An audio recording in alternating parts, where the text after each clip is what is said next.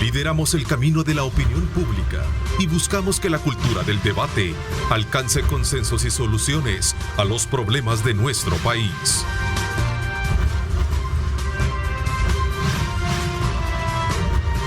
Diálogo con Ernesto López, edición especial. Viernes 12 de febrero de 2021. Gracias por estar en sintonía de nuestra señal. Agradecemos a Dios Todopoderoso por llegar a la conclusión de esta semana que sin duda alguna pues ha sido bastante movida, política y electoralmente hablando. Hemos estado marcándole el paso a toda la actividad proselitista que han estado haciendo los partidos políticos en contienda y sobre todo también conociendo los perfiles y midiendo los alcances que tienen de conocimiento en cuanto a la realidad nacional y sus propuestas de candidatos. Así es que desde ya, bienvenidos, gracias por estar en sintonía de este programa que todos los viernes desde luego se convierte en una cadena nacional a nivel de nuestro país y también en el extranjero, a partir de la serie de argumentaciones que plantea cada uno de nuestros panelistas y de las cuales pues viene y se nutre esta, digamos, misión, este objetivo comunicacional de Grupo Megavisión de ofertarle a usted diferentes ángulos sobre los temas que se tratan. Así es que desde ya le doy la más cordial bienvenida a Max Mojica. Max, bienvenido, qué gusto saludarte como siempre. Gracias, aquí estamos pues de nuevo un programa más, tu prestigioso espacio, queriendo llevar la información pues a los televidentes. Gracias, doctor Nelson García, ¿cómo está? Qué gusto saludarlo. Muchas gracias, Ernesto. Permítame decir que este 11 de febrero se cumplen 50 años en que se inició la violencia como método político en El Salvador. Y esto a través del secuestro de Ernesto Regalado Dueñas y posterior asesinato del mismo. 50 años que tiene este país de estar enfrentando la muerte como método y acción de los políticos. Bueno, muchísimas gracias. Saludo a Tania Pastor. Tania, buenos días, qué gusto saludarte. Gracias, buen día, Ernesto, y buen día a todos los colegas panelistas y sobre todo a nuestra querida audiencia de Megavisión, de Diálogo con Ernesto López. Un saludo. También, gracias, Julio Valdivieso, ¿cómo estás? Tal, buenos días, Ernesto, buenos días a los compañeros. Gracias, también incorporamos esta mañana a Ronald Umaña, también, bienvenido, don Ronald. Vamos a estar 5. Gracias, Ernesto, buenos días a todos los compañeros del panel y sobre todo a la teleaudiencia. Vamos a tener un panel bastante nutrido de análisis, de posturas y de opiniones, por supuesto, sobre los temas que vamos a tratar. Y sin duda alguna, un aspecto relevante esta semana fue la sesión plenaria que se llevó a cabo en el Congreso salvadoreño, donde se recordó precisamente las acciones que se llevaron a cabo el 9 de febrero del año pasado. Y también esto se dio en el marco de una serie de reacciones que también provocó la petición del diputado Velázquez Parker, precisamente para buscar una evaluación mental del presidente Nayib Bukele. Así es que esto es parte de lo que vamos a tener en primera instancia. Vamos a hablar también de estas declaraciones hechas por la ex embajadora de los Estados Unidos en nuestro país, María Carmen Aponte, quien hablaba sobre las relaciones entre El Salvador y los Estados Unidos que se verán tensadas precisamente por la publicación, creo, si no me equivoco, en el mes de junio, de una lista de personajes que estarían involucrados en supuestos casos de corrupción. Así es que este es otro tema que vamos a tratar, al igual que las fallas que se cometieron en la prueba de escrutinio que llevó a cabo el Tribunal Supremo Electoral. Así es que desde ya serán temas muy importantes que vamos a tener. Vamos a ver, comencemos un poquito hablando de esta situación que se generó el día lunes en el marco de la sesión plenaria. Max, tienes la palabra, el tiempo prudencial, minuto y medio, 2, para que podamos todos tener la facilidad de poder participar en el análisis mismo del programa. Bueno, voy a tomarte la palabra, Neto, gracias por haberme permitido hablar primero. Aquí yo creo que es importante, habida cuenta pues que habemos 5 analistas, pues ahorrarme un poco el tiempo, pero entonces voy a ir al grano. Algunas personas han hablado, y especialmente la Presidencia de la República, que esto se trata de un golpe de Estado. Yo creo que es necesario que el público entienda la diferencia o lo que es en realidad un golpe de Estado. Existen acciones de hecho y acciones de derecho. Las acciones de hecho son aquellas que a través de la fuerza, la intimidación de las armas, como sucedió por ejemplo el 9 de febrero, se podría catalogar de golpe de Estado. Vienen las personas, una persona que tiene poder, ya sea económico o político, tiene el apoyo de la Fuerza Armada o de algún grupo armado, en este caso puede ser la Fuerza Armada, la policía o ambas, y ejerce presión para que un funcionario electo democráticamente o que esté en el ejercicio de sus funciones sea depuesto del cargo. Eso es un golpe de Estado. Lo que ha hecho el diputado Velázquez Parker es simplemente el ejercicio de su derecho constitucional. Aquí me traje la Constitución de la República. Julio es de la que tú me dabas clase en la universidad, así que para que estemos todos claros, que aquí todos somos juristas, todos somos abogados, y dice el artículo pertinente que es una función de los diputados declarar con no menos de 2/3 partes de los diputados electos la incapacidad física o mental del presidente, del vicepresidente de la República y de los funcionarios electos por la Asamblea Legislativa para elegir sus cargos, previo dictamen unánime de 5 médicos. Entonces, aquí el punto es de que el diputado Velázquez Parker no está haciendo un golpe de Estado, está ejerciendo las facultades constitucionales que le da el artículo 131, numeral 20 de la Constitución. Esto no es una acción automática, tiene que estar aprobada por 2/3 partes de los diputados, luego avalada por 5 médicos de forma unánime, presumiblemente, pues en este caso medicina legal, supongamos, y posteriormente al dictamen un nuevo análisis. Entonces, esto no es ni el ejercicio de las armas, ni la fuerza de las armas, ni la subvención del orden constitucional, es el orden constitucional ejercido. Entonces, estamos hablando de una acción legal, una acción constitucional. Bueno, esto es política. ¿Es conveniente haberla hecho en este momento que estamos a 2 semanas de las elecciones? Esos son otros 5 pesos que tenemos que analizar. Como una mala estrategia. Pero ese es un tema, esto es un tema político. ¿Fue estratégicamente correcto de parte de Velázquez Parker? Lo podemos discutir. Pero que es una acción constitucional, sí es. Adicionalmente, marca un mensaje importante de Ricardo Velázquez Parker. No hay que tenerle miedo a esta presidencia de la República. Y yo creo que ese es el mensaje subyacente que incluso va para sus colegas y para cualquier otro candidato para la Asamblea Legislativa, y con eso me quedo. Ok, vamos a ver, doctor García, y también el resto. Yo creo que al final cada quien puede dar su punto de vista, pero aquí hay elementos ya o aristas que están tiradas sobre la mesa que podemos discutirla y hacer de este debate algo bien dinámico. Doctor García. Sí, mire, el 9F para mí significa 9 falsedades, 9 farsas, referidas al concepto que se ha expresado durante un año sobre el tema de que el presidente de la República se hizo presente en la Asamblea acompañado de la Fuerza Armada y de elementos, por supuesto, y de la Policía Nacional Civil. Conmemorando ese hecho, los interesados en perjudicar la imagen del gobierno celebraron ese mismo día un evento circense dentro de las instalaciones de la Asamblea Legislativa.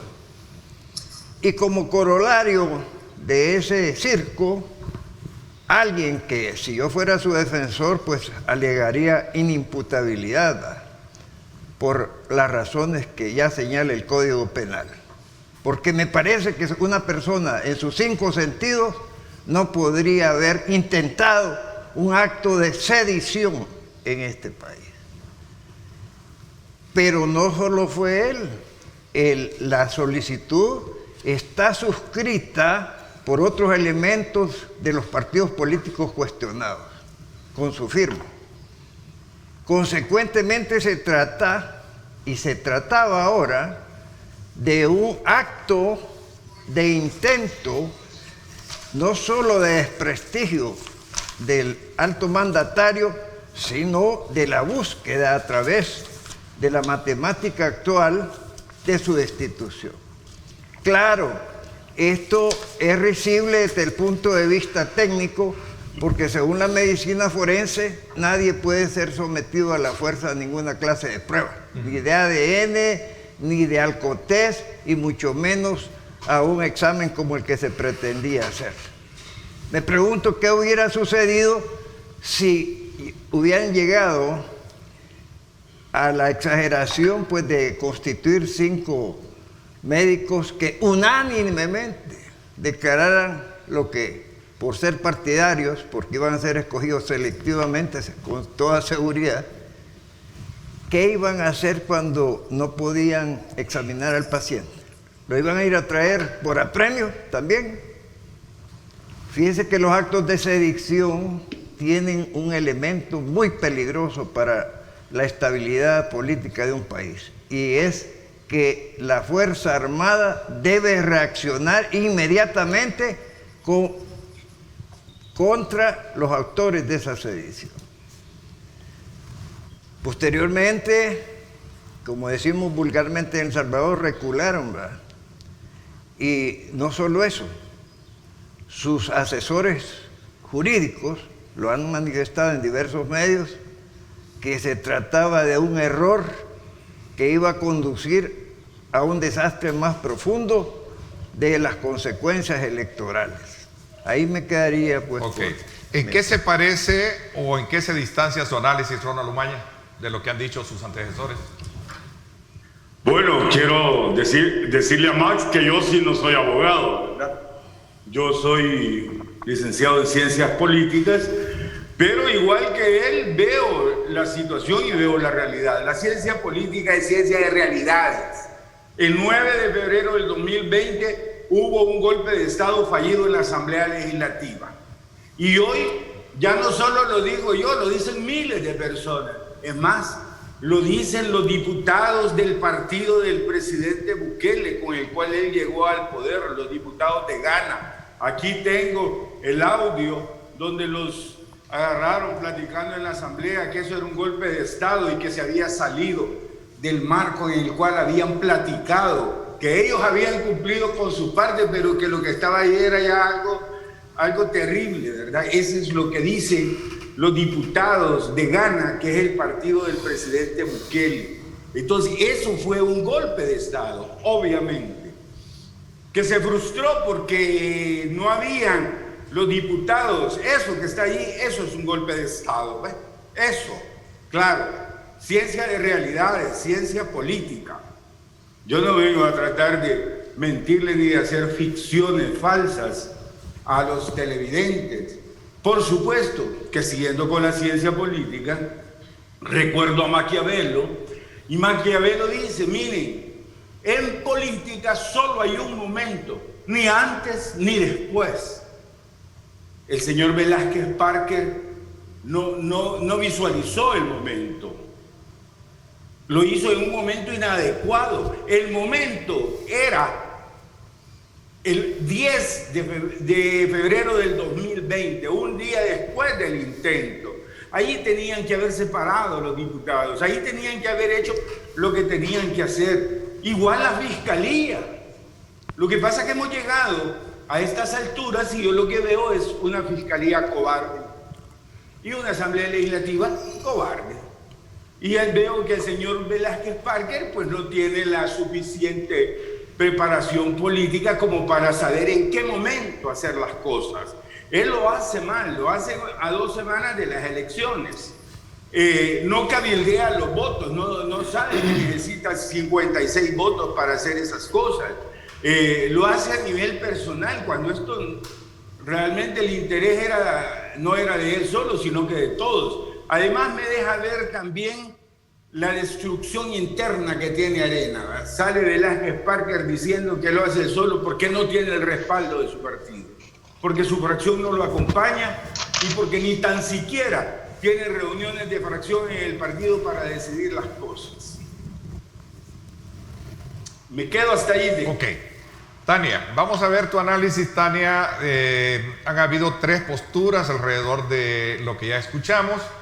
En iguales términos, ¿en qué se puede considerar que hay acercamientos a estos planteamientos o distanciamiento como tal?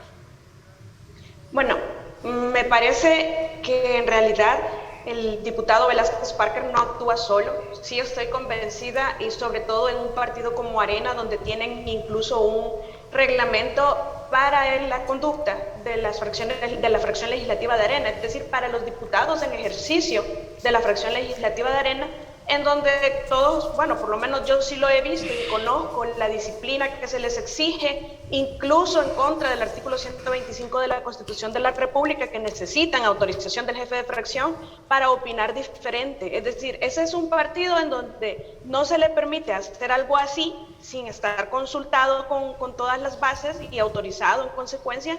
Lo que sucede es que allí el FMLN quizás fue más astuto y presenta las piezas como una solicitud de organizaciones civiles, pero igual todos firman, después todos avalan que pase a comisión, que pase a estudio, y luego cuando ven la reacción, no solamente nacional, sino que también internacional, pues todos retroceden y dejan solos a los diputados.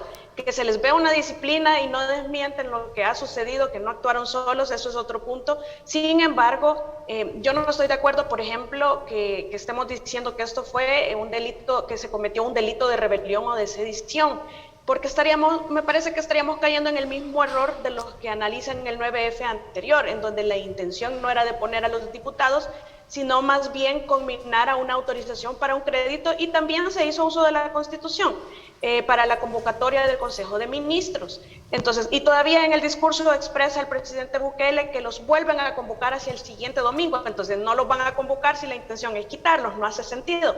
Sin embargo, en este domingo, a mí sí me parece clara que la intención definitivamente sí era destituir al presidente por cualquiera de las vías que se les fuera permitido a partir de la Constitución. Si cuando nosotros decimos es una facultad legal, por supuesto, nadie lo niega. Lo que sucede es que de eso precisamente se trata un fraude a la Constitución. Se trata de hacer uso de ella, pero no para salvaguardar derechos que ella misma respalda o que ella misma concede, sino que se hace con el objeto de defraudar la voluntad de las personas expresada constante y permanentemente en encuestas, y que además expresa un repudio y una, digamos, desautorización de lo que se ha otorgado a los diputados y a la Asamblea Legislativa cuando salen los peores evaluados. Entonces, ¿qué es lo que hacen? Quieren destituir al presidente a través de un antejuicio o a través de la aplicación directa del ordinal 20 del artículo 131 de la Constitución y declararlo incapaz. Y ojo, que para esto se necesita una comisión de 5 médicos, que yo lo he repetido en diferentes ocasiones, que violen su juramento hipocrático, pero sobre todo que estén dispuestos a cometer delitos, porque prácticamente tendrían que llegar a la conclusión que el presidente que ha salido mejor evaluado en encuestas a nivel nacional y a nivel internacional, que no es capaz mentalmente de ejercer sus funciones. Prácticamente estaríamos hablando que tienen que insertar información falsa en un documento verdadero o cometer delitos. Y por eso, con esto cierro, me parece que a eso se debe el llamado de auxilio del día de ayer hacia la comunidad internacional, donde se maneja únicamente una versión de toda la información de lo que sucede en El Salvador. Entonces se necesita, uno, apoyo internacional, que emitan opiniones ciertas sobre lo que está sucediendo en El Salvador, conociendo el panorama completo y no solo lo que dice la oposición al gobierno. Y por otra parte, hay un temor bastante fundado en que se vaya a cometer fraude, y por eso se necesita observación internacional directa. Ok, Julio Valdivieso, me imagino que has hecho anotaciones puntuales de las, digamos, ideas y los puntos claves que han hecho cada uno de tus antecesores. Bueno, para empezar, debemos de entender claro, se habla de un golpe de Estado, tanto el 9 de febrero como la pieza. El golpe de Estado no es una situación de derecho. El golpe de Estado es una situación de facto, que no está regulada en nuestra Constitución. Por lo tanto, creo que ese calificativo no lo comparto en el sentido de que sea en realidad una institución que debería de ser aplicada. En el caso de licenciado, nadie discute la legalidad. Si eso es una potestad que tienen todos los diputados de hacer uso de la Constitución. Yo creo de que el partido se iba ganando 1-0, porque ya se había logrado. No sé cuál fue la intencionalidad, más creo que fue una acción política, ¿verdad? Como parece ser más un reclamo a su misma fracción. ¿Por qué no activaron cuando se debieron de haber activado? A 20 días de una elección, perdón, a menos tiempo, pero en ese momento 20 días, no le miro sentido político a la pieza, pero sí le veo sentido a la petición que él hace como una especie de dedo en la llaga. Digo esto porque la percepción que se tenía del 9F, ¿verdad?, ha ido como minando, y ahora parece que a este momento como que le faltó ese sentido, ese timing, ¿verdad?, el olfato para poderlo plantear de esa manera.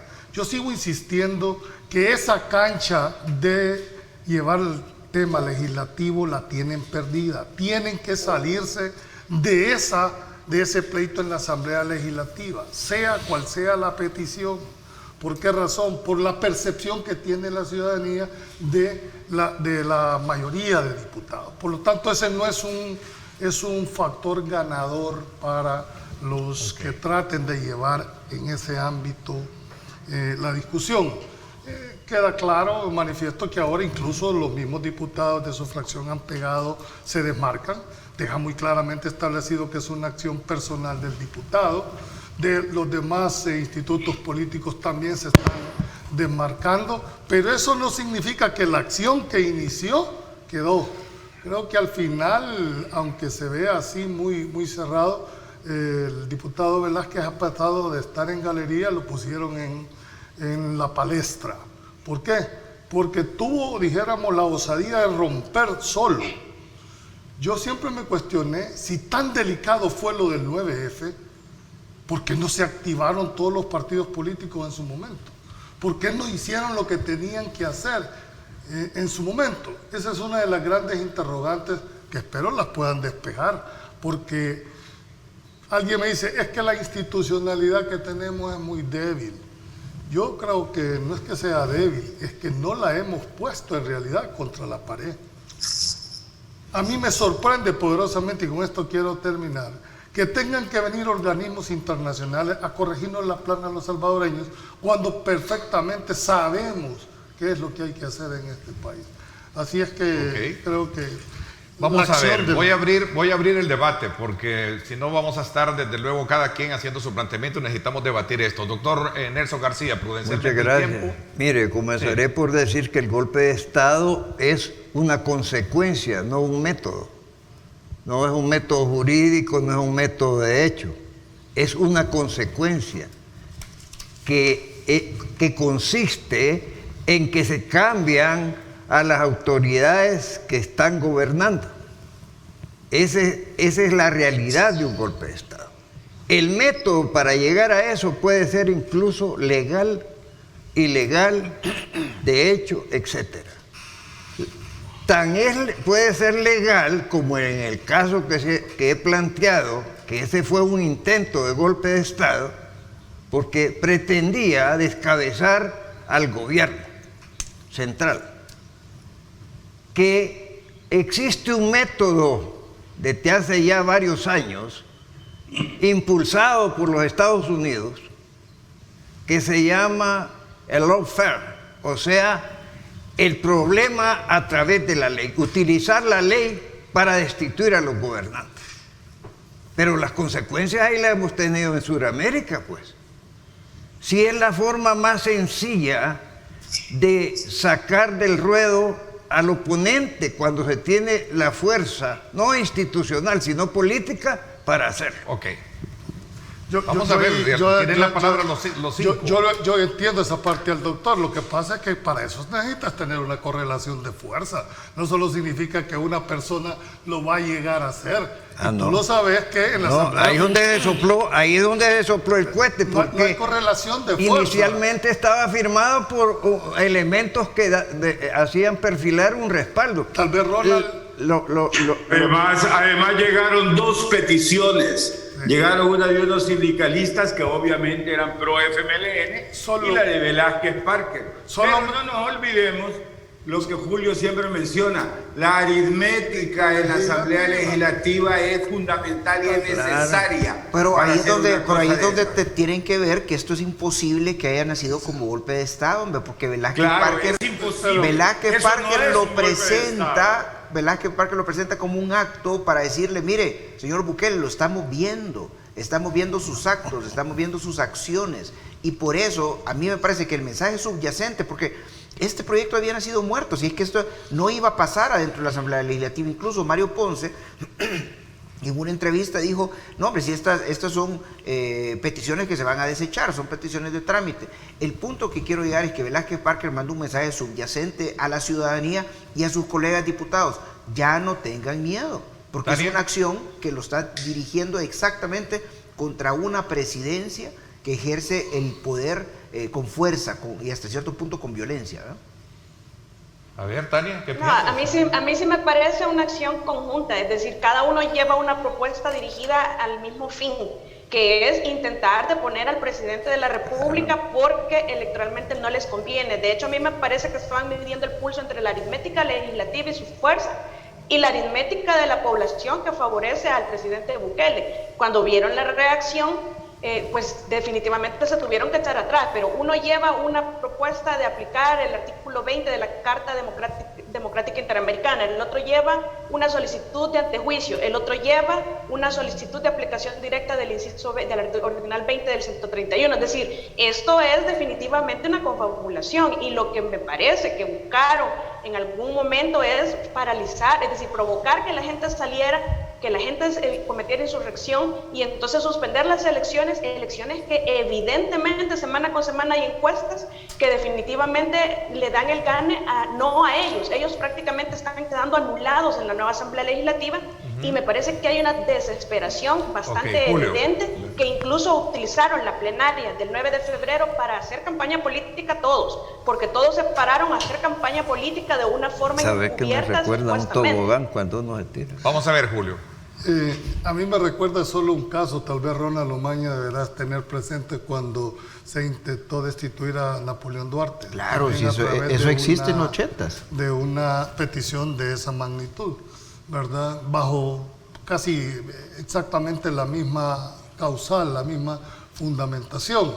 Bueno, porque era el apodo del presidente, entonces dijeron, ya tenemos la primera piedra. Entonces, sí, en ese momento introducen, pero no pasó. Es decir, buscar esta acción, primero, creo que no tiene ninguna legitimidad. Es decir, a un presidente se gana, participes o no participes de la forma que está haciendo, buscar una destitución por esta vía, creo que no tiene ni la más mínima posibilidad jurídicamente hablando.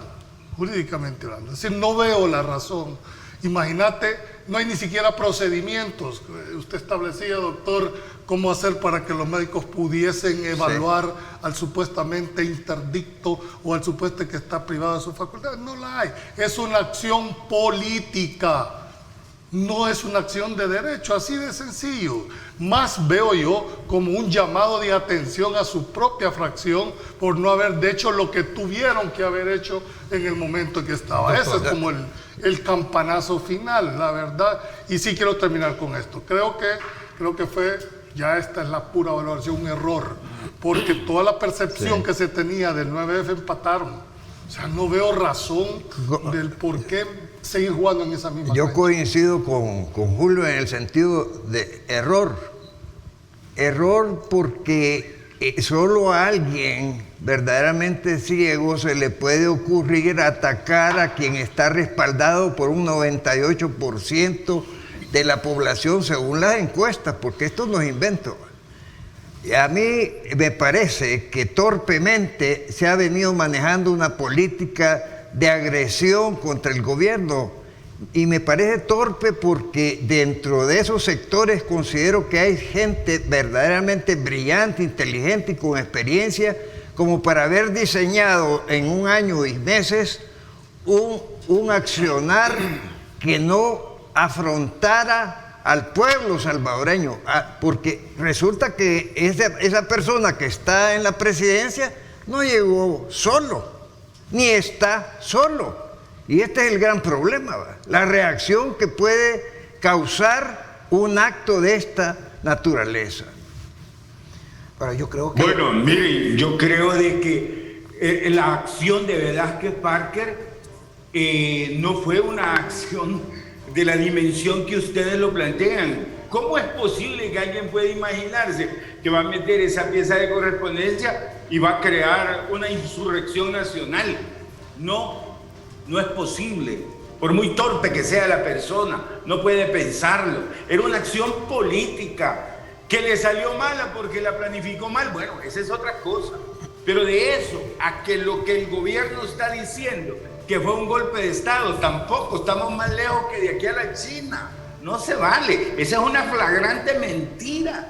Golpe de Estado fue lo del 2020, el 9 de febrero del 2020. Y hoy lo más importante es que lo confirman acá los diálogos de la gente de Ghana, de los dirigentes de Ghana el 9 de febrero. Jamás se imaginaron que los habían filmado y grabado. No, yo creo que también es importante que, doctor, este tema de que solo porque él está apoyado, él es popular, no significa que todos tenemos que decirle que sí a lo que él dice, hombre. O sea, no significa que no puede haber una oposición, no significa que no puede ser cuestionado en sus decisiones políticas. Es que también acuérdese, doctor, de cómo estaba Mauricio Funes en su momento, en su época. Era altamente popular, pero también acabó siendo descubierto como altamente corrupto. Tan es así que está asilado, ¿no? Entonces yo creo que debe de existir una oposición, debe de existir una contraloría, y si esta persona tiene que ser, en este caso, interpelada, pues que sea interpelada. Yo sí creo que la solicitud de Velázquez Parker era absolutamente procedente. Lo que pasa es que simplemente políticamente era inconveniente en la época en que la ha presentado a escasos días de las elecciones. Ok, voy a una pausa y regreso con ese debate y también un poco los resultados de un foro virtual que se llevó a cabo esta semana, en donde se habla precisamente de las relaciones entre Estados Unidos y El Salvador, que podrían ser tensadas a partir de la presentación de un informe donde resulten expuestos nombres de funcionarios y políticos del Triángulo del Norte que estarían involucrados en supuestos casos de corrupción. Vamos a hablar de eso también cuando regresemos. Gracias a usted por la preferencia, gracias por ese voto de confianza que nos dan precisamente para poder llevar a cabo esta plataforma de opinión periodística. Imágenes desde El Salvador del mundo para que usted tome en consideración cómo está el tráfico a esta hora de la mañana.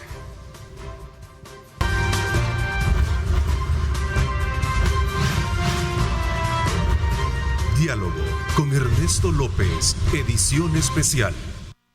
Estás viendo Diálogo con Ernesto López.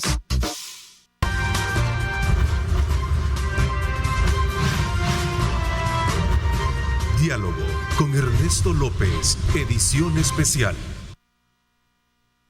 Una de las características fundamentales que tiene este programa del día viernes es que cada uno tiene su propio análisis, su propio punto de vista, y lo enriquecedor que es precisamente estas discusiones, que son puntos y contrapuntos que al final son lecturas que usted debe de acoger desde el punto de vista de conveniencia, es decir, muy particular.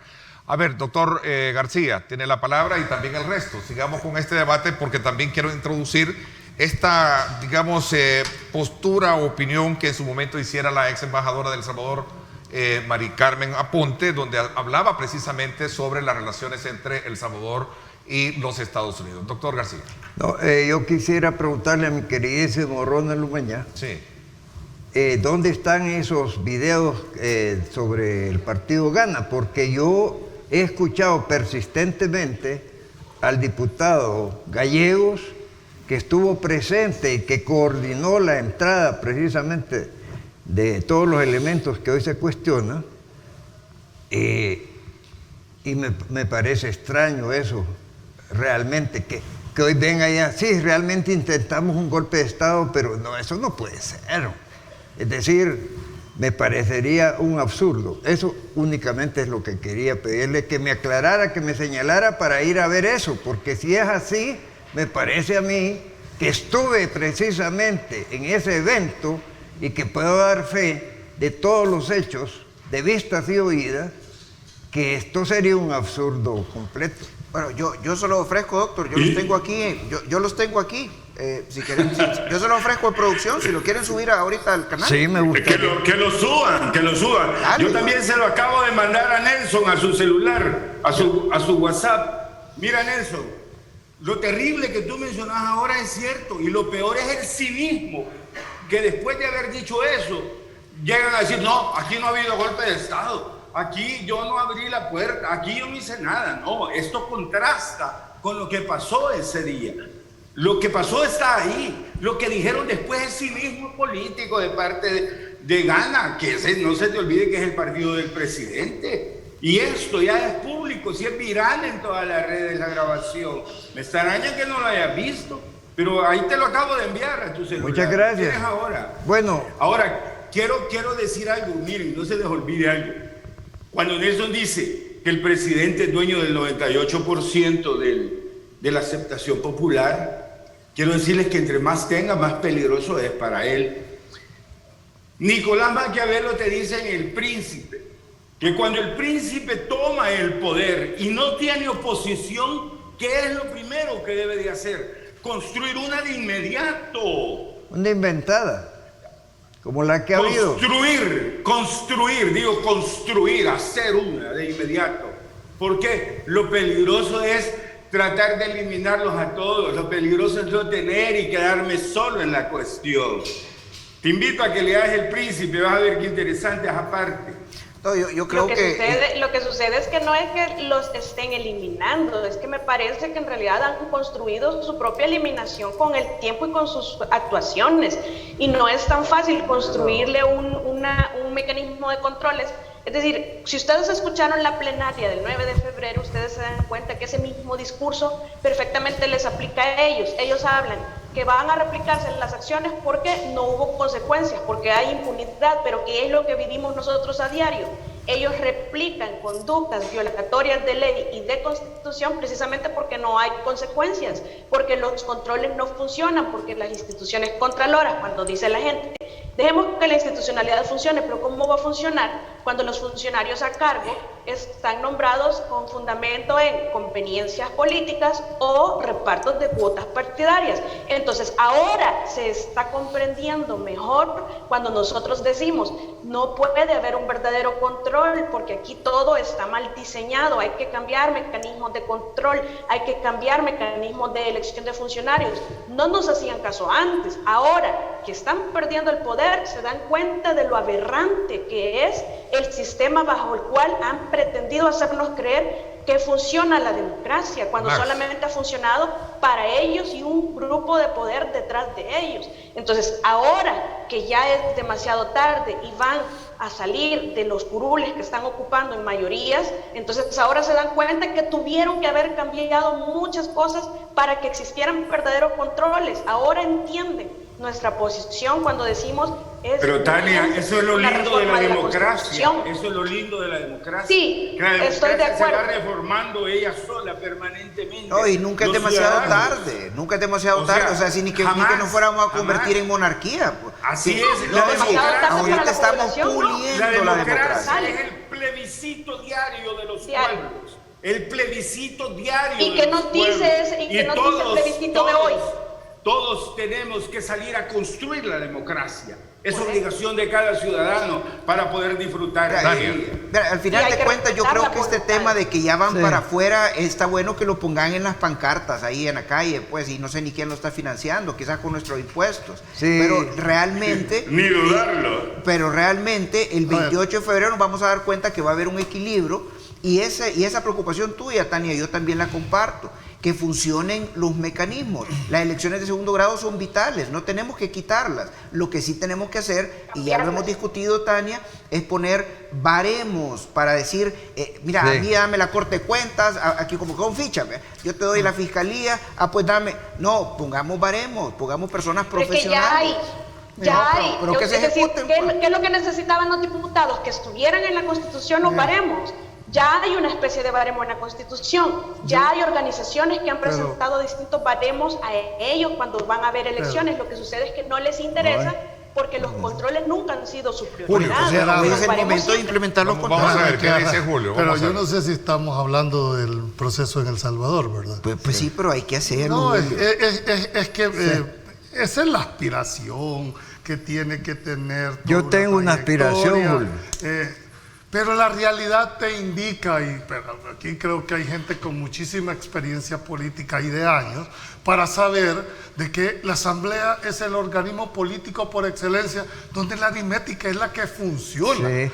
Por más que nosotros queramos decir, Bueno, han habido veces en que te dicen, mire, usted tiene la razón, brillante la posición, pero no tiene los votos, hombre. Entonces, no tener los votos, aunque la razón, el sentido común te lo dé, no lo vas a lograr. Eso es aquí y en cualquier otro parlamento. Lo que pasa que ya está matizadamente, dijéramos, un procedimiento. Pero si tú no tenés 56 votos para que te hagan elegir o fiscal o magistrado, así seas el profesor de la mejor universidad de este país, así tengas el currículum mejor, si no tenés el aval político del que tiene la correlación de fuerzas, ahí vas a estar. Doctor García. Mire, yo creo que mientras no se cambie la Constitución, claro, hablar de que funcione la institucionalidad es invitar a que funcione la corrupción. Ya lo dijo Julio. Todo emana de ese sector que debiera de ser sometido al polígrafo antes de ser candidato, ¿verdad? Detector de mentiras, para ver, usted va por patriotismo o porque se quiere componer ahí, usted va a aceptar maletines negros. Bueno, pero que funcione la institucionalidad, no, si esa institucionalidad ha sido creada en esos vasos comunicantes para tener el efecto de control popular. Eso es lo que se está acabando a través de otros métodos a los que le llaman autoritarismo. Es que si no hay autoritarismo... Pero ¿y tú estás de acuerdo con el autoritarismo, ¿no? Claro que sí, claro que sí. Sobre todo con un pueblo irredento. ¿Me dejas hablar un minuto? Con un pueblo irredento que hace lo que le viene en gana, que se sube a las aceras, que se pasa a los altos, que mata al que le pasa primero, que le pita a la vieja, etcétera, etcétera. Un pueblo que evade impuestos, que evade responsabilidades paternales. Si todas las leyes aquí están condicionadas a obligar a que se haga lo correcto, a que no se le pegue a las mujeres, a que no se les insulte, etcétera. De tal manera de que sí se necesita autoridad firme, y esa es la que está viviendo en estos momentos el país y con la que yo precisamente por eso estoy de acuerdo con esa línea. Ahora bien, también quiero decir algo muy claramente. Si se diera el caso de que, como dice mi querido Ronald, alguien de ese partido dijo una cuestión que no es cierta, y digo que no es cierta porque, como te repito, yo estuve ahí ese día de los hechos.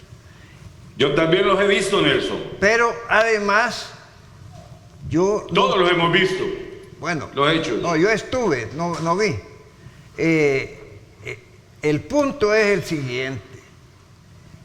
Ustedes ven que en las encuestas la inclinación es para un partido de color celeste que se llama Nuevas Ideas, y por eso es que se está decantando la situación. Yo quiero decir públicamente que para mí Gana es un partido constituido por mucha gente de los de siempre.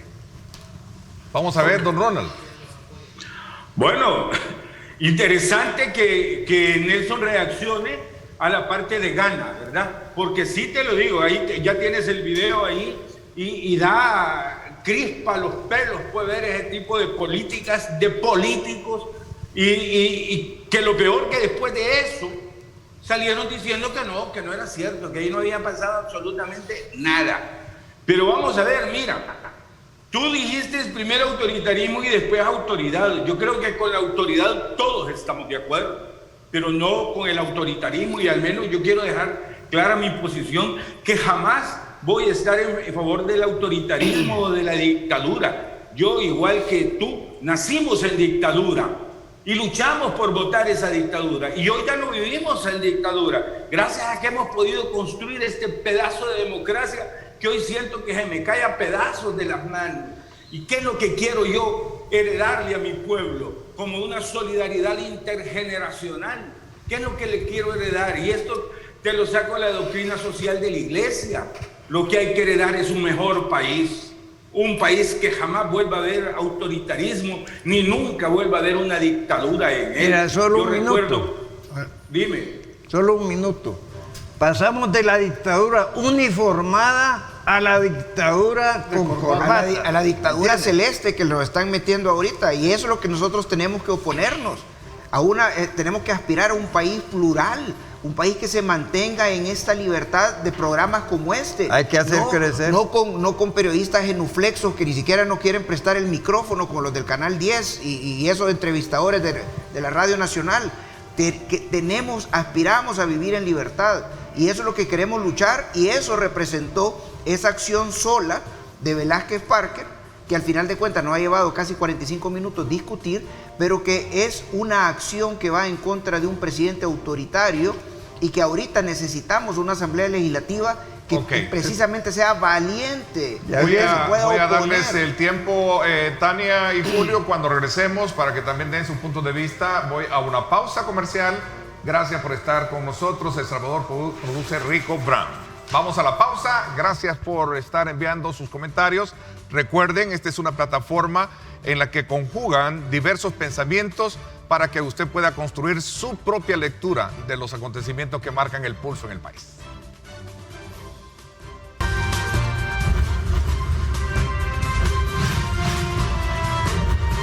Diálogo con Ernesto López, edición especial. Estás viendo Diálogo con Ernesto López.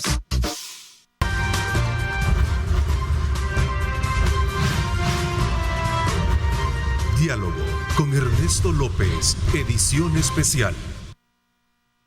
Bueno, vamos a cerrar un poco el tema que tratamos en la primera parte del programa. Vamos a pasar a hablar precisamente también de otra noticia que vino a copar un poco la, digamos, opinión de los círculos políticos en nuestro país, y que está vinculado precisamente a estas relaciones entre los Estados Unidos y nuestro país, y sobre todo también bajo la mirada y la presentación de un informe que podría de alguna manera tensar las relaciones entre el gobierno actual y los Estados Unidos, tal y como lo aseguró Mari Carmen Aponte, ex embajadora de El Salvador, de los Estados Unidos en El Salvador. Julio y Tania tienen la palabra para ponernos en contexto y luego abrimos el debate.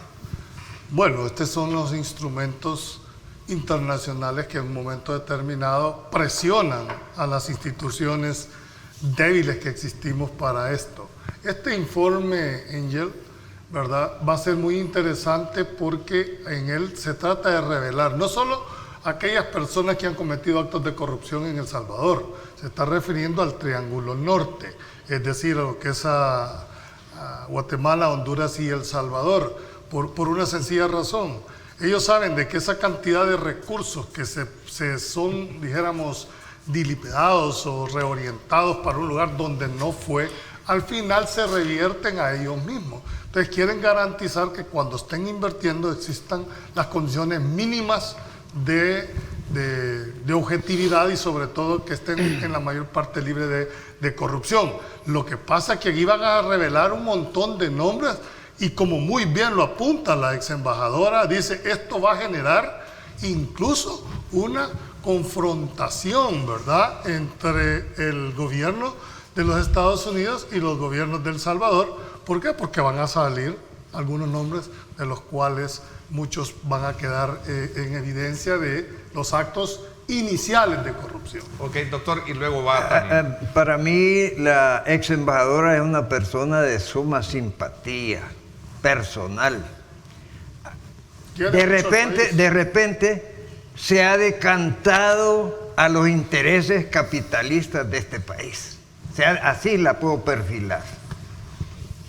Porque, ¿por qué no dice de una sola vez quiénes son lo que nos trae una insinuación? Fíjense que esto que voy a decir va a causar problemas. Es decir, subliminalmente está diciendo que dentro de este gobierno hay corruptos que están en la lista. No, hombre, esta no es una forma de decir las cosas. La forma de decir las cosas es como se las voy a decir a ella. Que el gobierno de los Estados Unidos tradicional e históricamente ha sembrado la corrupción en los países y gobiernos de Latinoamérica. Eso probado documentalmente con los archivos desclasificados de la CIA, la Central de Inteligencia Americana.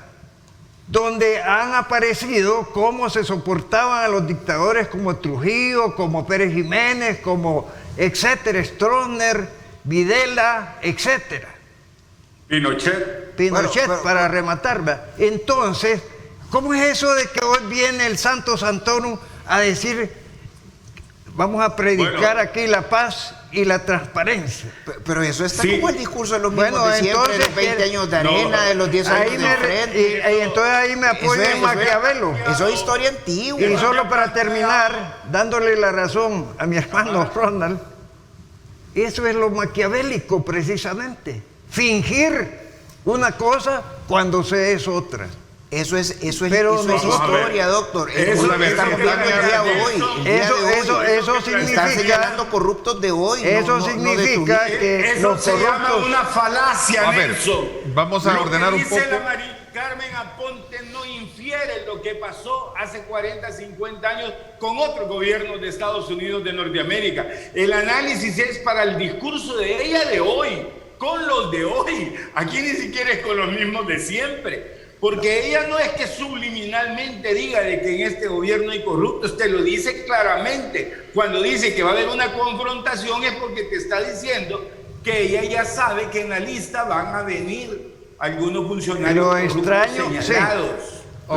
Lo extraño, solo para terminar, es que no lo dijo en el gobierno más corrupto que ha habido aquí, que es el de Mauricio Funes, cuando ella fungía como embajadora. O el de Tony Saca. Bueno, entonces, ¿por qué cayó entonces? ¿Verdad? Porque la ley sale hasta hoy. Eso es otra falacia. Esto no infiere aquello. La ley sale hasta hoy y la ley dice que hasta junio va a estar la lista. Publicada. O sea, no es una cosa de ella. Tania, vamos a ver qué nos dices tu punto de vista con relación a esto, Tania. A mí me parece que incluso esta ex embajadora, precisamente, la intención de Estados Unidos es crear oportunidades a través del combate a la corrupción y la impunidad en los países del Triángulo Norte. Lo que sucede es que a veces con el objetivo de lograr, valga redundancia, estos objetivos, a veces también se autoriza de alguna forma ciertas actuaciones que rayan en el terrorismo de Estado, sobre todo de la Fiscalía. Porque, por ejemplo, el fiscal general anterior cometió a través de sus funcionarios y que él avaló actos de tortura y de coacción, y que no me los estoy inventando. Hay varias denuncias contra él en la Fiscalía General de la República, incluso que hasta escuchaba ilegítimamente al fiscal general actual y a otros funcionarios y abogados particulares, sino que además hay un proceso penal en contra de ciertos fiscales auxiliares que cometieron actos de coacción y actos de tortura.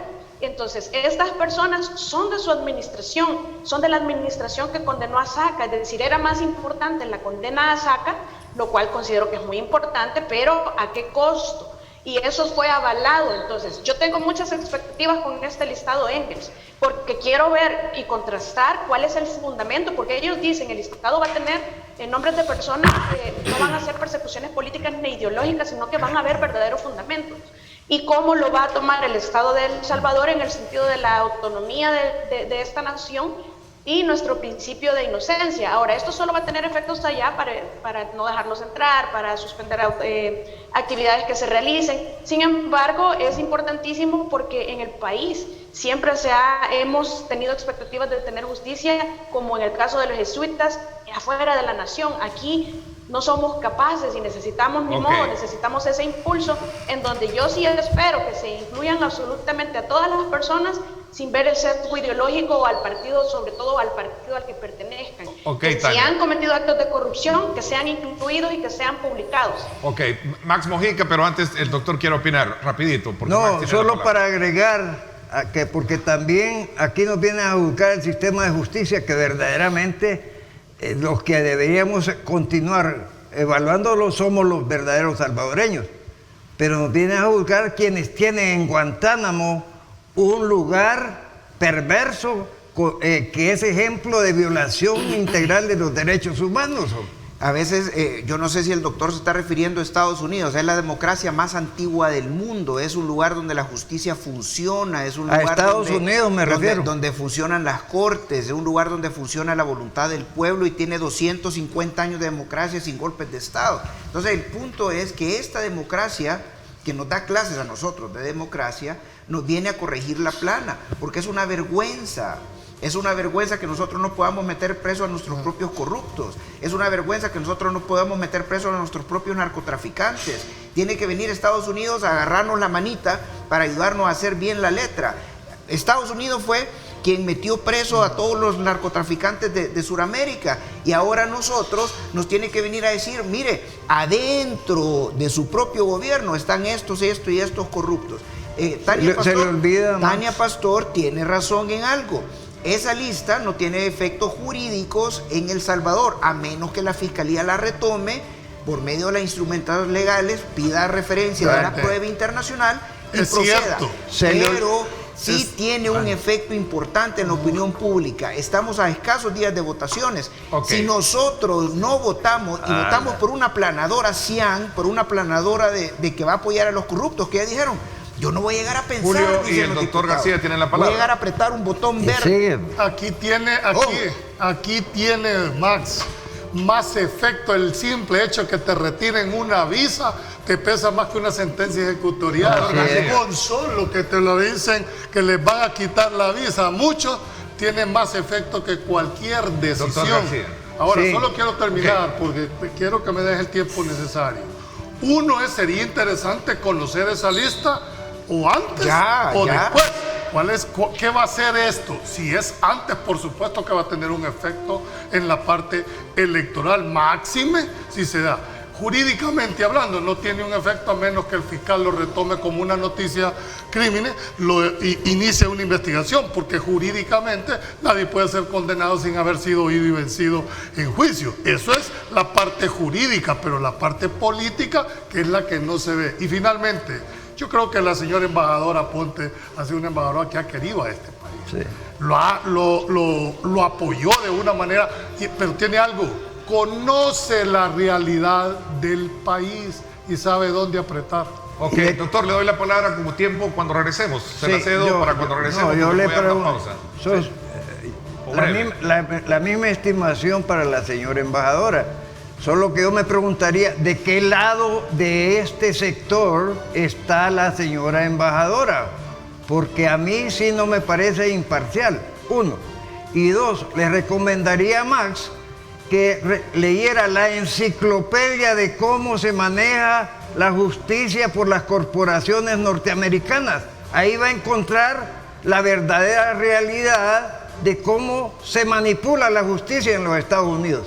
Por las venas abiertas de América Latina también. Ese libro, el mismo periodista se ha retractado de él, hombre. Neto. Vámonos a la pausa y regresamos con más. Gracias por ese voto de preferencia y confianza a el trabajo periodístico de opinión que realizamos en Grupo Megavisión. Vamos a la pausa.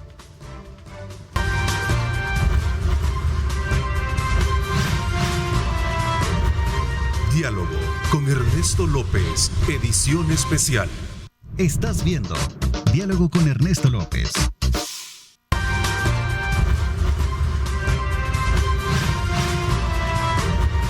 Diálogo con Ernesto López, edición especial. Gracias nuevamente por estar con nosotros. ¿Quería darle la palabra a doctor García o era lo que quería decir ya? No, ya me expresé. Ok, don Ronald Umaña, solo para cerrar este ciclo de opiniones, porque quisiéramos hablar acerca también la opinión que ustedes tienen con relación a las pruebas, en este caso de error que se cometieron o que se identificaron en el simulacro que llevó a cabo el Tribunal Supremo Electoral. Ronald Umaña, y Tania tiene la palabra. Miren, yo veo el análisis desde otra perspectiva. Yo creo que estamos haciendo mal el análisis y lo hacemos desde El Salvador. El análisis aquí se hace desde Estados Unidos para acá, del centro hacia la periferia, del imperio hacia los periféricos. La embajadora Aponte, si es que ella no es funcionaria de este gobierno, ella no está para venir aquí a apoyar a uno o a estar en contra del otro. Ella es funcionaria del gobierno del presidente Biden de los Estados Unidos de Norteamérica, que todavía sigue siendo la nación más poderosa de la tierra, y quiere venir a controlar 3 países, el Triángulo Norte. ¿Por qué? Porque están ante 3 países corruptos, van a invertir $4.000 millones y no quieren que los políticos se los roben. Esa es la fundamentación de todo esto. quieren que se invierta en infraestructura para que haya trabajo para la gente y poder detener así la migración, a diferencia del método que utilizó Donald Trump para detener la migración. Aquí hay que estar viendo que la embajadora trabaja para Biden, no trabaja para acá. La embajadora aquí, ella no tiene expectativas de que aquí le vayan a dar trabajo o algo para andar hablando o haciendo cosas en favor de este gobierno o en favor del gobierno de Honduras o en favor del gobierno de Guatemala. No, ella va a venir a plantear lo que la ley que están de la corrupción va a salir en junio. O sea, ella no está, ni puede, ni debe estar a favor de acá. Este análisis hay que hacerlo desde la visión de Estados Unidos hacia el Triángulo Norte. Ella es diplomática de carrera, ¿verdad? Ella tampoco es una designada, ella es de carrera su función, y en ese sentido sí me parece que es menos, que es menos política y que es más consciente de las realidades, sobre todo que aquí ya nos conoce bastante bien. A mí sí me gustó mucho su participación, a excepción de lo que mencioné anteriormente, porque yo lo viví. Es decir, se avaló hasta cierta medida la tortura hacia personas, una actuación bastante violatoria de derechos y garantías fundamentales de Estados en la gestión de la Fiscalía General anterior, y todo con el objeto de lograr una condena.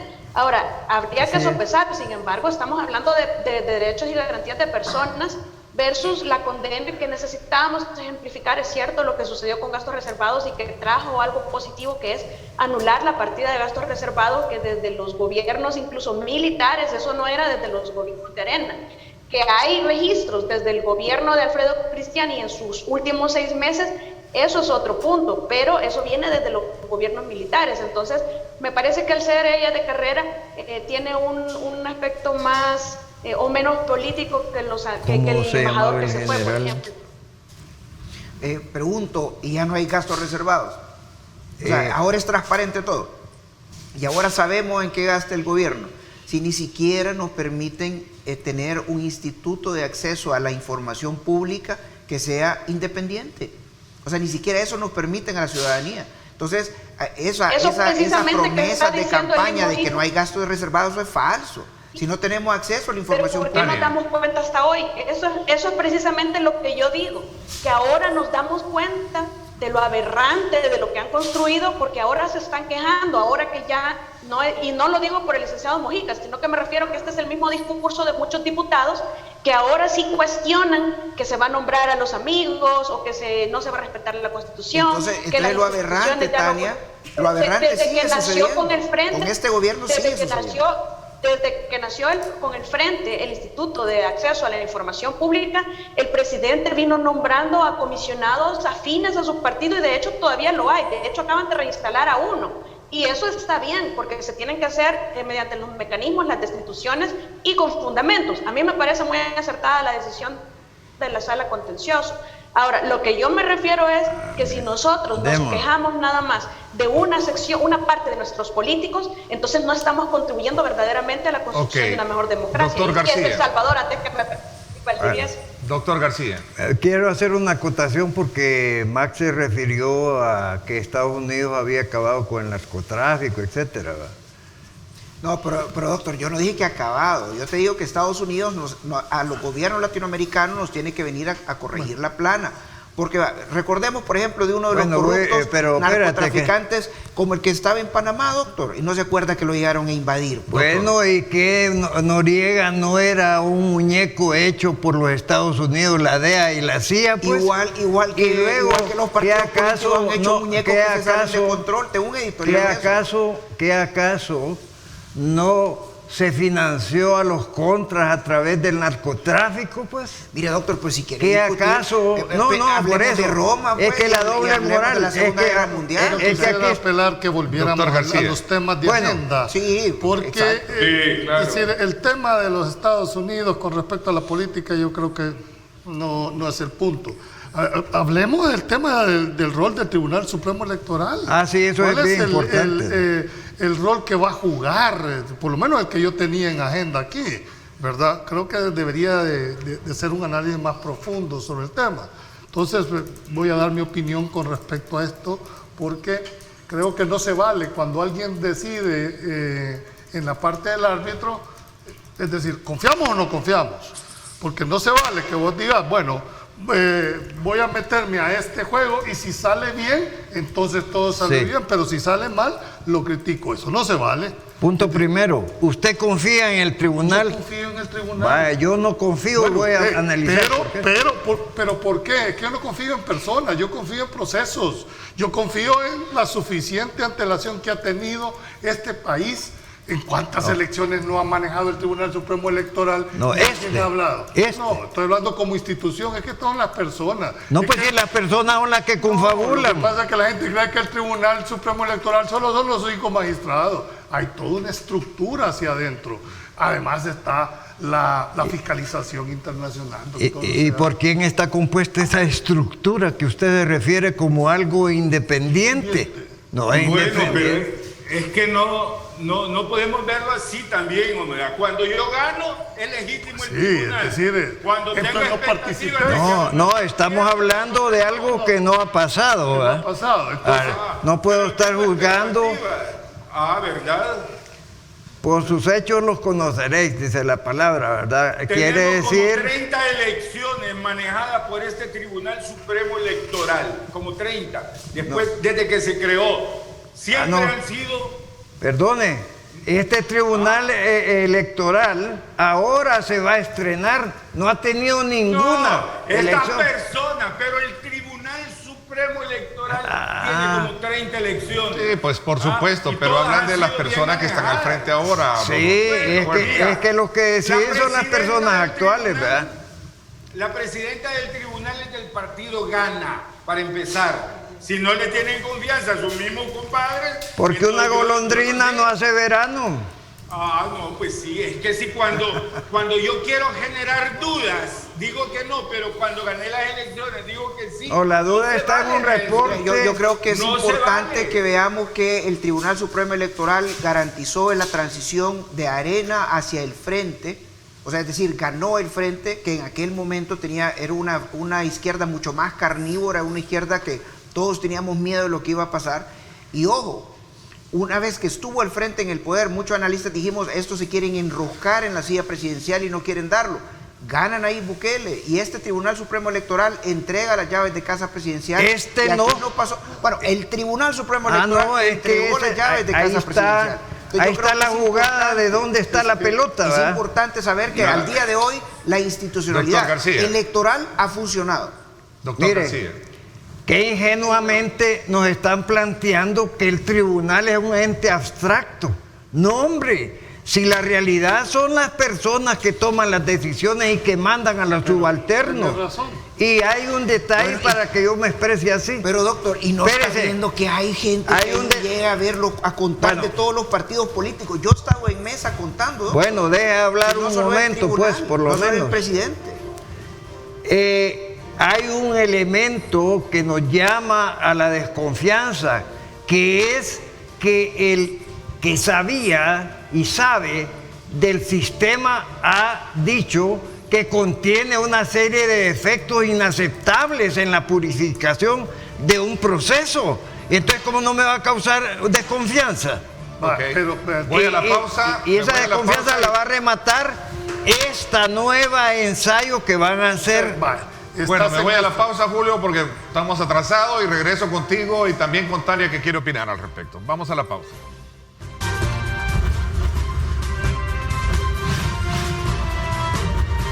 Diálogo con Ernesto López, edición especial.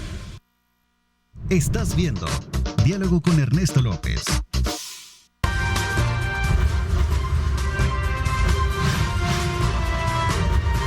Diálogo con Ernesto López, edición especial. Vamos a ver, Tania, cuál es tu comentario con relación a lo que se está tratando de identificar si es garantía el trabajo que tiene el tribunal actual o realmente tú tienes desconfianza en él. No, yo sí tengo desconfianza absoluta en él y en todos los que tengan funcionarios electos de segundo grado según el mecanismo actual. En realidad es bien difícil hacer fraude porque siempre existe la opción del conteo voto por voto, es decir, la papeleta, conteo manual de las papeletas. Sin embargo, A mí sí me parece que donde reside la evidencia de la parcialidad y la no independencia que tiene este tribunal y que han tenido todos, es precisamente en que ellos crean el marco legal, ellos crean la interpretación según el 208 de la Constitución de la República, pero sobre todo ellos hacen una aplicación selectiva del mismo marco legal regulatorio que ellos han implementado y la interpretación que ellos hacen. Selectivas, pues obviamente que favorecen únicamente el status quo de dos partidos, no de partidos, no el sistema de partidos, sino que de dos partidos que son los que los llevaron a donde están. Entonces ellos a través de este mecanismo desde el tribunal, bueno, todos los tribunales supremos y precisamente también crean marcos legales, crean interpretaciones y aplican selectivamente su potestad de regulatoria en el aspecto electoral, pero en la parte del fraude sí yo considero que ahí es difícil, que aunque quisieran cometer fraude, pues no lo veo muy fácil ni probable. Doctor Valdivieso. No, mira, en esto hay que ser muy claro. Hay que diferenciar la actitud del colegiado con la actitud de algunos magistrados dentro del proceso electoral. O sea, no se puede tener. Además, al final de todo esto, si alguien tratase de hacer algo, pues tiene el recurso de impugnación de contar voto por voto. O sea, creo de que tienen los mecanismos adecuados para garantizar que esto no se vaya a dar. Y además, si es masiva la votación, va a haber una legitimidad. Mi interrogante es que no se vale que se cuestione la actitud de un tribunal, de un árbitro, ¿verdad?, bajo el argumento de decir, bueno, es que sí, no me merece confianza, no, pero le voy a dar y voy a participar. No, es decir, si yo me someto o si es tan evidente la duda o si es tan... entonces, ¿por qué participar? No, me voy a montar en un poco de lo que está diciendo Julio del tema del árbitro. O sea, si imagínate que viene uno de estos equipos de fútbol europeos y va contra uno de segunda aquí de El Salvador y dice, no, es que nos van a ganar por el árbitro. O sea, si vos sabés si ya sabés que vas a ganar vos, ¿cuál es la desconfianza? Y si no se supone que dicen ahí que ustedes andan diciendo que la encuesta y que tiene 97%, y entonces ¿cuál es el miedo? Pues si va a venir una votación masiva a favor de Lucián, a favor de Nuevas Ideas, ¿cuál es el miedo? O sea, definitivamente solo es un discurso político, están Max. hablando de fraude anticipadamente, Max, como que están matando el chucho a tiempo. Es un discurso político igual al de Donald Trump, para ponerse de víctima y para jalar la vista hacia mí, para que las masas me defiendan. Es un discurso político. El Tribunal Supremo Electoral ha actuado bien en estas 30 elecciones que han habido, y el método que se utilizó para conformarlo ha sido excelente. Poner a todos los partidos políticos a estar ahí para que los diablos cuiden a los diablos. Ese es un método. Doctor García. Excelente. Mire, yo le voy a hablar por experiencia profesional dentro de eso que ustedes llaman que el tribunal siempre ha sido no sé cuánto. En primer lugar, las disposiciones que maneja el tribunal son unas aberraciones jurídicas, y la principal es que si usted no está conforme con una resolución del tribunal, apela. ¿Y ante quién apela? Ante el mismo tribunal. ¿Qué le parece? ¿No le parece un absurdo jurídico? Pues esas vivencias las han tenido alcaldes, diputados de diferentes áreas en el pasado. El tribunal no es un ente ficticio, está constituido por personas. Como decía León Duguit, el Estado es una abstracción, pues el tribunal es una abstracción. La realidad son los que lo manejan. Y la desconfianza que existe en este momento se ha generado porque el director del sistema que se piensa implementar a través de computadoras ha dicho que tiene una serie de falencias. Entonces ya nos llama la atención. ¿Y por qué nos llama la atención? Porque hay programas precisamente generados en Venezuela, dicho sea de paso, por lo cual el presidente Maduro siempre va a quedar de presidente y siempre va a ganar cualquiera elecciones, porque ese programita lo han traído también a Panamá y lo han traído a Nicaragua. Entonces, qué de extraño sería que lo importen y lo implementen. Pero hay uno. Entonces, espérense, Entonces, dadas las circunstancias, para mí la prueba de fuego que va a rematar la desconfianza que actualmente tengo es lo que van a hacer el domingo. Okay. ¿Cómo es posible que un tribunal a última hora se vaya a dar cuenta que en una escuela no hay electricidad, por el amor de Dios? Cierran 30 segundos. Si eso fuese cierto, el último recurso es contar voto por voto. Sí, así es. ¿Cuál va a ser entonces la situación? O sea que para mí eso ya se dio en el 2015 y este servidor presentó un amparo para que se abrieran las urnas aquí en San Salvador. Es decir, si alguien tiene esa desconfianza en último momento, pues entonces que se vayan y abran las urnas y se va contando. Aquí lo que tenemos que estar concluyendo es que fraude no va a haber. O sea, en las mesas va a estar defendiendo, todos los partidos políticos tienen sus observadores. Yo he cuidado urnas desde que me dieron la cédula. He andado cuidando urnas y hemos contado voto por voto, se ha defendido el voto. Entonces, en ese sentido, ahí van a estar en la mesa defensores del voto de Nuevas Ideas, defensores del voto de PDC, defensores del voto de Arena. Ahora, si alguien lo intenta, que lo denuncie el tribunal. Y es que se va a notar, si los partidos también tienen su propio registro, si es que aquí hay información cruzada. Estar hablando de fraude es básicamente un mensaje político anticipándose a algo, Neto. Y solo quiero acabar esta idea que me dan los televidentes. Anticipándose a que probablemente Nuevas Ideas no tenga los resultados en las urnas que ellos están esperando. Bueno, y eso es importante. Satisfecho de moderar este programa que recoge una diversidad de corrientes del pensamiento político. Doctor García, gracias por acompañarnos. Le voy a entregar este librito que se llama El dictador Salvatrucho y que tiene como lema: el cambio viene y el vuelto también. Ok, muchísimas gracias. Ahorita pasamos a recogerlo. Julio también, gracias por tus aportes. Max, desde tu punto de vista también. Gracias Tania también, muy atinados tus comentarios. Sí, doctor Ronald Umaña también, gracias por esos aportes importantes. Julio Valdivieso, tienes tu programa hoy a las 8 de la noche, Pulso Ciudadano. Julio Villagrán, analista. Neri Mabel Reyes, también periodista y analista, estará acompañándote contigo hoy a las 8 de la noche. También mañana a las 7 de la mañana, Grupo Radial Megavisión presenta en directo con Ernesto López Radio un análisis sobre las proyecciones que tiene el Centro Internacional de Ferias y Convenciones. Estará con nosotros Guillermo Osbun, presidente de la institución. No se lo pierda, 7 de la mañana. Gracias, pásenla bien y como siempre recuerden lo más importante, amar a Dios sobre todas las cosas. Lideramos el camino de la opinión pública y buscamos que la cultura del debate alcance consensos y soluciones a los problemas de nuestro país.